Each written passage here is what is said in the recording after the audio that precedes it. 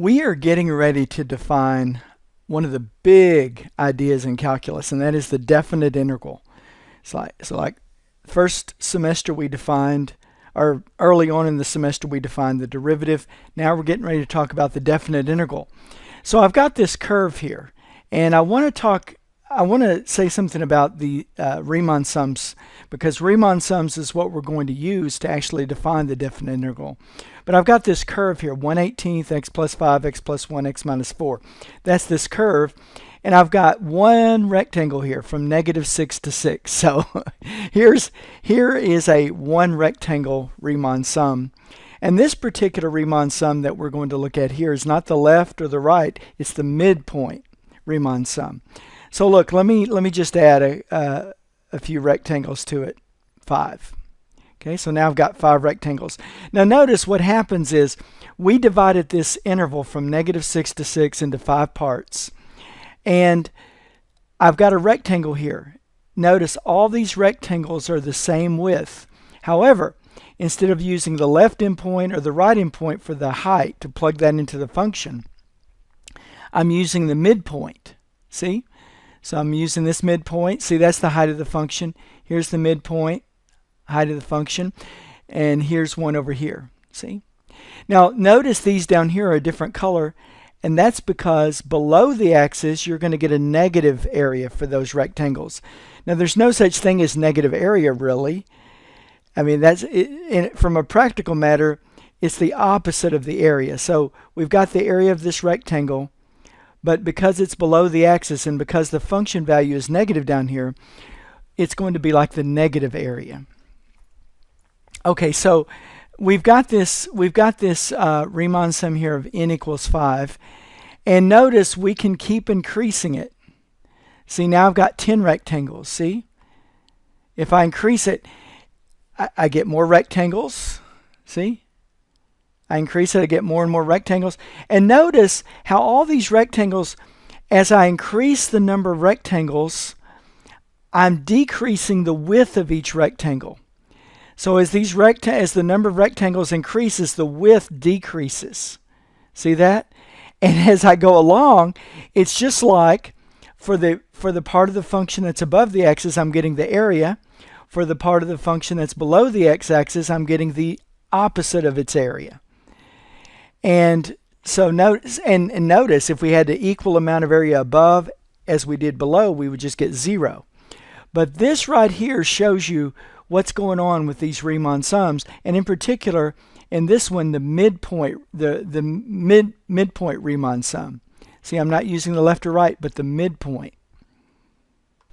Okay, so we have been playing around with these Riemann sums, and I'm going to use these Riemann sums to define for you a definite integral. Now, notice that if I went through here, constructed Riemann, and we've been doing left Riemann sums, right Riemann sums. This happens to be a midpoint Riemann sums. That's the one I'm going to use here. Now, we've given it kind of an area interpretation. We've been looking at these Riemann sums as a sum of rectangles, and where we have rectangles above the axis, like this, see where our curve is above the axis, of course all these areas are positive, because the height of the rectangle is positive and certainly the width of the rectangle is positive. So the delta x is positive and the f of x is positive. Now, if we're over here where we have a curve under the axis, our delta x is still positive, but our function value, the f of whatever value we're using, is definitely going to be negative. So when we construct these Riemann sums, if we have part of the curve under the axis, we get negative. So, you know, this down here, when we construct these Riemann sums, this is going to be the opposite of the area. So it's going to be negative. It's going to be whatever the area is with a negative in front of it. So we want to go through here and see if there's a limit to these Riemann sums. In other words, what happens when we let there be infinitely many rectangles of these? Well, when we do these Riemann sums, we get an estimate for the area up here, an estimate for the opposite of the area down here, and an estimate for the area up here. But what happens if we want the exact value? We want the exact area up here. the opposite of the exact area of this down here, and so forth. Well, let's look at this. This is a definite integral, right? Or this limit is the definite integral. Let me explain. Let's suppose we just have a rectangle. I'll pick a rectangle out, this one right here. And I'll pick a C that's in here. I'll call it C sub k. Okay? So f of C sub k is the height of this rectangle. It's the length. Delta x sub k is the width. And we're saying these rectangles don't all have to have the same width. So I'm saying this one right here is delta x sub k, and its height is f of x sub k. So what would happen is we would say delta x sub k times f of x c sub k, right? Right here. That would give us a negative value, the negative area of this rectangle right here. Now we want to do that for all these rectangles, but here's the thing. We want to take the biggest delta x. See, this was delta x sub k. We want to take the rectangle with the widest, the biggest delta x, and let that delta x go to 0. That's what this notation right here means. This indicates take the biggest width, the biggest delta x, and let that go to 0. Well, what happens when we do that? Well, it makes all the delta x's go to 0. And then what happens there? Well, that forces the number of rectangles to go to infinity. So what we're saying is, well, if you let the number of rectangles go to infinity, your estimate gets more and more, it has less and less of an error. And in fact, if you let the n go to infinity, what you get is an exact value. Now, we write it this way. This is a limit of the Riemann sum. And this right here is called a definite integral, and this in here is the integrand of that integral.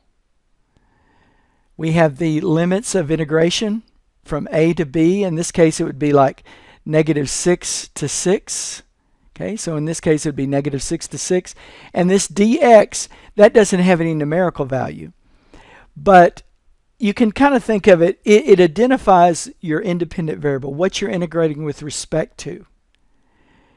In other words, this is a function, and it has an independent variable of x. So we're integrating with respect to x here. And you can, it's sort of like with differentiation, we have dy dx. The dx tells us what we're differentiating with respect to. Well, this plays that role. Now you might wonder, well, where did we get this little symbol here? Well, if you think of the Greek letter capital S and R capital S, and you kind of merge them,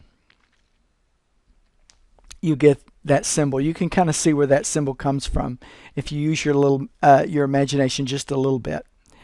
Now let's see how we could evaluate some definite integrals without actually having to construct rectangles. Look at this first one here. Let's suppose we want to integrate. Okay, that's the terminology. We're going to integrate this function from 0 to 4. That means find the bounded area. Find the area above the x-axis and below the graph. So look, we've got parts to it, right? We've got this little triangle here, which is 1/2 base times height. And then we've got the area of this little rectangle here, which is 3 times 2. So it looks like we get 7. So this integral, the value of that integral is 7. Now let's look at this other one. Notice on this one, we've got some parts of the area below the axis and some above. So how would this be? Well, we take the area below, 1/2 base, which is 2 times height. And I put a negative in front. I just calculate the area of this little triangle and put a negative in front. And then I've got the area here, 1/2 base times height. That's 1/2 2 times 2. Okay, now these are going to cancel each other out. And then finally, the part on the end, 1/2 1 times 2. And notice I put a negative in front because it's below the axis. So we get that integral's value is -1. So that's what happens when you calculate the amount of area above the axis, the amount of area below the axis, but assign a negative to the area below the axis. And this is exactly the number you get.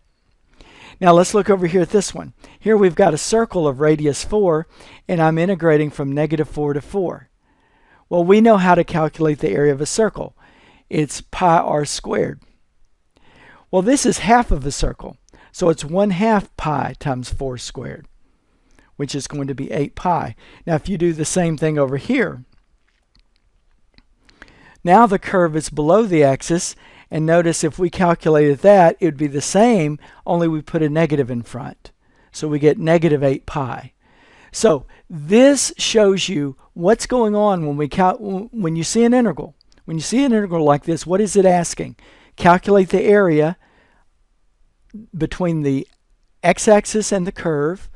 If the curve happens to be below the x-axis, go ahead and calculate that area, but remember that's got to be negative.